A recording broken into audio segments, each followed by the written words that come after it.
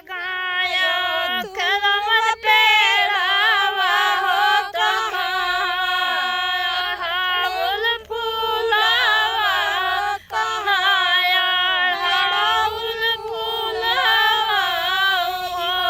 मोरी बहिनी कहाँ लगाया तुलसी पेड़ावा हो यसानी मैया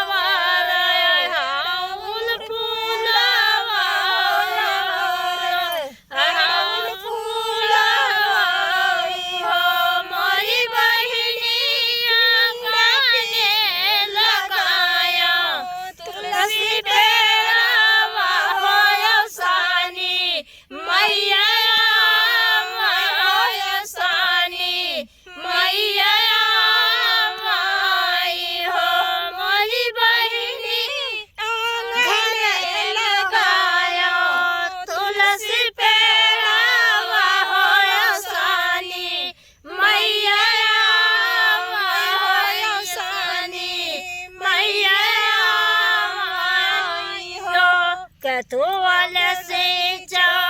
कलमन पेड़ावा हो कथूले अड़हुल फूलावा हो कथूले अड़हुल फूलावा हो मोरी बहिनी के तुआले से तुलसी पेड़ावा हो यसानी मैया